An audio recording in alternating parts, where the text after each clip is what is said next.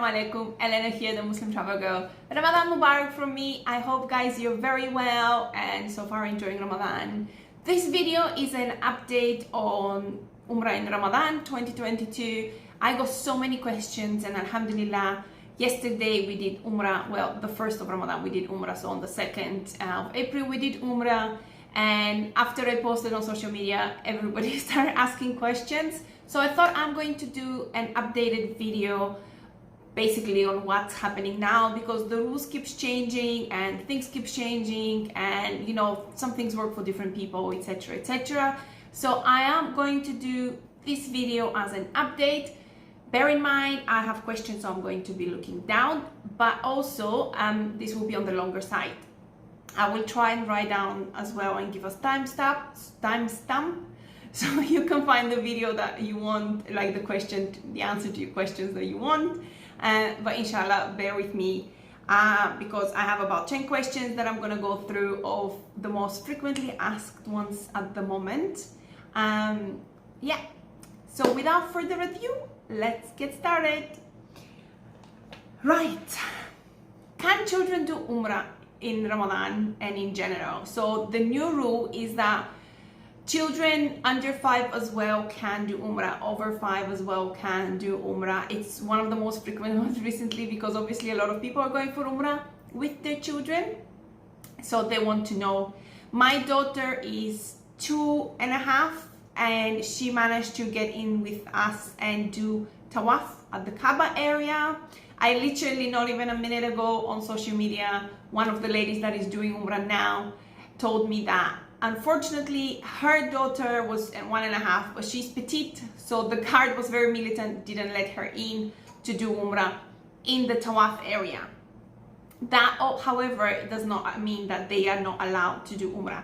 You can take your pram and your baby on the second floor, I think it goes down. That's when we went last time before COVID, when my daughter was 6 months. So you have to take the ramp at the end of the Intercontinental, and it's going to take you to the second mataf, and there it's wheelchair basically and pram accessible. So that's where you are going to go if you have a baby and they don't let you go downstairs to perform, Umrah at the Kaaba area.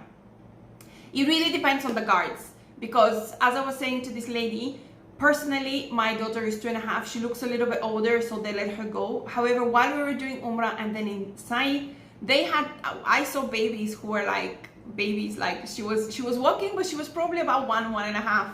So it really depends on the guards. Another thing that you can do is you can try and enter through that's a trick obviously, but you can try and enter through another gate. So there are 2 gates for Umrah in the Kaaba area. One is the King Fahd gate, which pretty much takes you straight down, and then the other one is opposite the clock tower, which also takes you pretty much straight down. These are the only 2 gates that allow you to enter there in order to pray in the in the Kaaba area and do Umrah in the Kaaba area. But children of all ages are allowed. That's the most important part. You can take your pram and your baby. I kind of wish I knew that when we went for Umrah, because we had to carry my daughter pretty much the whole way. But yeah, we ended up doing it. My husband ended up carrying her, and Alhamdulillah we did Umrah like this. And children are allowed, which is the most important for a lot of parents, Alhamdulillah. Right, the other thing is checking slots for Umrah. I know a lot of people had issues with the Itmarna app. Simply because there were glitches. A lot of people from abroad, once they opened and announced that, hey, you know what, you can now book your Umrah slots from abroad, because as I had mentioned before, I was updating all the Itmarna slots. There is no need for that now since it's available, but you can book your Umrah slots. People from yesterday told me that the glitches have been resolved, because even if you had an active visa, it used to tell you have to be a Muslim. So this has been resolved now. Your Umrah slots are, kind of booking now, and they will get cancelled, I think, if you don't enter 6 hours prior to your Umrah slot into the country. But apart from that, Itmarna is working for everybody abroad. The other thing is, do you need to book prayer slots in Mecca and in Medina. You don't need to book any more prayer slots, for anyone. You can literally enter. They don't, to be honest, they didn't even check our Umrah permits. Like, they didn't check anyone's Umrah permits. And I looked at that on purpose to see whether they are checking their Umrah permits. And by the way, I'm not saying that for you to go in and, go anytime you want. I'm just saying that they're not as strict. It really depends on the guards. As I mentioned with the baby situation, they let me in, they didn't let the other lady in. It really depends on the guard, but also not every guard is checking the permits. For prayers, you don't need any permits. You can literally just go inside. The mosque is pretty much open. To be honest, the whole vibe I got is from pre-COVID. The crowds, the opening, like they've opened pretty much every single floor, even the roof. So it feels like we're back to business, basically. Tawakkalna slots, what do you need with Tawakkalna? That is a very tricky question for these who are unvaccinated visitors. So when we went to Mecca, I paid really high attention to pretty much everywhere I went, to the hotel, to the Haram, to the mall, to the coffee shops. I went around on purpose to see if somebody's gonna check my Tawakkalna, and nobody checked Tawakkalna. So the Tawakkalna app is what you need if you are entering the country. It's basically your COVID NHS, type vaccine portal. However, nobody in Mecca and Medina checks it, and that is because unvaccinated pilgrims are allowed to enter the country now.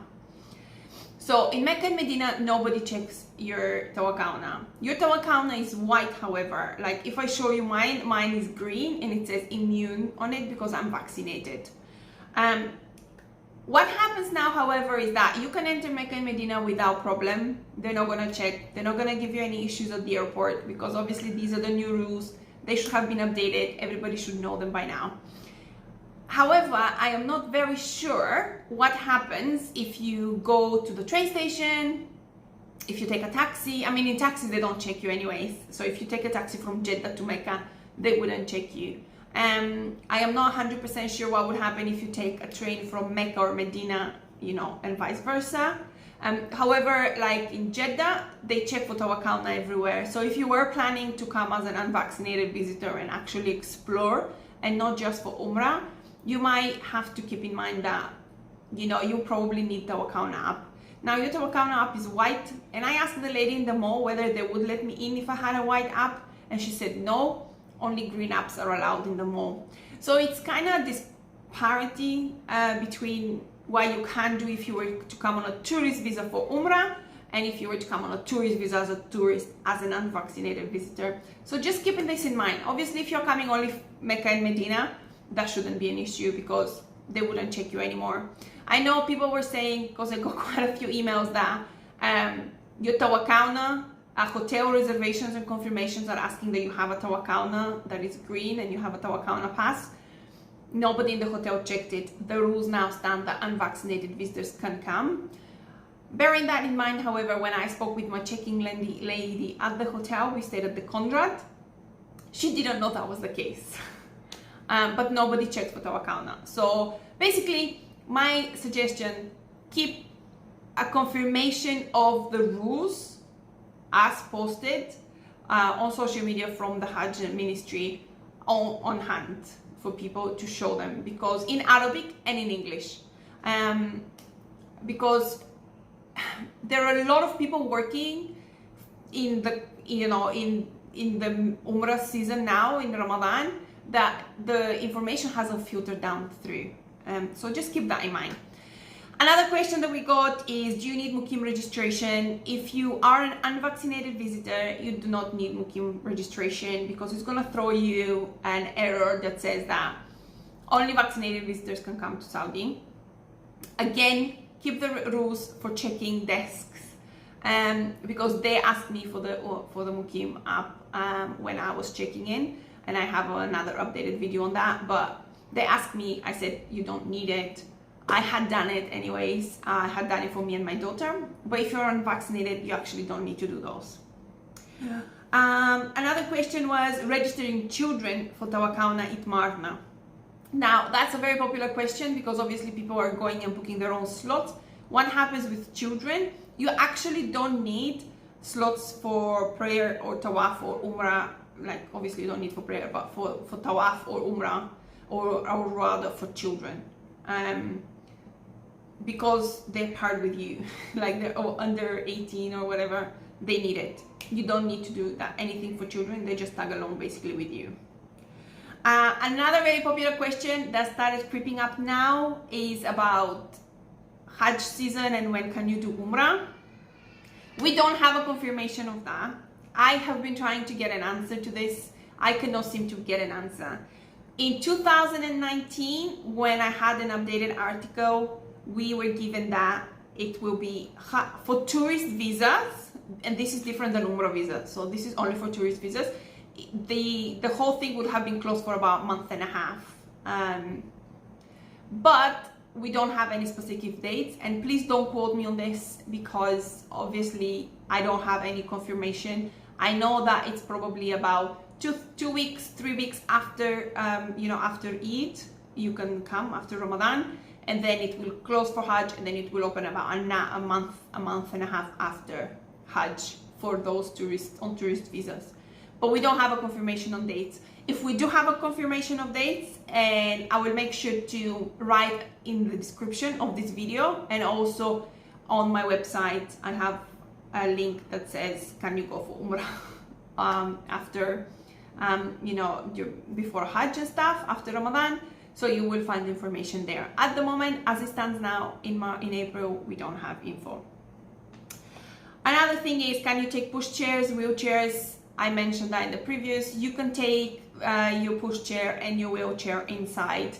They will not let you do it in the Kaaba area, but in the first and second tawaf, mataf area of the Haram, you can take them, no problem. You have to use the ramp, and as I mentioned, it's at the end of the Intercontinental. You definitely see the ramp. You cannot miss it. It's just after King Fahd Gate. The roof is open for prayer. I love the roof, especially during Maghrib time, because you can see the sky and everything. This is open for pilgrims to pray there, and you can enter through gate 84, I believe it is now. And then Itmarna registering from abroad, I also mentioned that you can do that now, and that's very happy news for a lot of people actually. Some observations I had, which I'm not very happy about, was that not a lot of people were wearing masks. Masks are technically compulsory in the Haram area and in Mecca and in the mosque area, but not a lot of people were wearing them. Personally, for me, this is a concern because cases will rise if that is the case, and not many people are adhering to the rules. The guards didn't do anything with regards to asking for people to put their masks on. There is no social distancing in the Kaaba area, so even for prayer there is no social distancing. So people were doing tawaf and they were like bumping into you, and they were wearing masks and they were coughing everywhere. I personally was not very happy about that. Because I had a child with me, and I don't want her to get COVID, and also I don't want to get COVID because how much is the mask going to protect you? And that is probably going to get worse now during Ramadan, with a lot of more people coming because it's getting busier and busier. A lot of the hotels are actually pretty much sold out for the last 10 nights now. And it just keep in mind that if you're coming, I would 100% suggest that you wear masks. Whether you're vaccinated or unvaccinated, I would recommend that you wear masks. Also, I would recommend that, I know the tourist visa comes with an insurance. I would recommend that you get a travel insurance on your own that covers COVID to some extent. If you get sick abroad. I have personally been sick abroad, and I was very thankful I had insurance because the hospital bill was quite high when I was hospitalized. The crowds are there, you can't avoid them unfortunately. They are pre-COVID. They're going to stand as they are, and they're going to maintain, and they're going to get worse. and just make sure that you wash your hands, you protect yourself, and enjoy your Umrah, because that's the only thing you can do, and make dua inshallah that you get protected. Another question that I had is meningitis vaccine for Umrah on a tourist visa. This is a question I answered in the previous Q&A, but it keeps getting asked, so I'm gonna mention it here. For the tourist visa, you do not need a meningitis vaccine. If you want to do it personally, you can do it. I have done it before. I haven't updated it now, but obviously I'm hoping to have some antibodies, but you don't need it on a tourist visa. You do need it on an Umrah visa, but pretty much what I've covered today in this video is only on the tourist visa side. So yes, these are the majority of questions. If you have any questions, do please comment below. If you want to find out how to save money on your Umrah while you're planning it, so inshallah you can join one time for Umrah in Ramadan, then make sure to check out my book. I will leave a description in the link below, and somewhere here a link inshallah. But thank you so much for watching, and I hope inshallah you have a beautiful Ramadan, a blessed Ramadan, and if you are planning to come to Mecca, please keep us in your du'as. I would very much appreciate it. If you like this video, make sure you subscribe, give us a thumbs up, and watch some more of the videos we have, and hope to see you soon. Assalamu alaikum.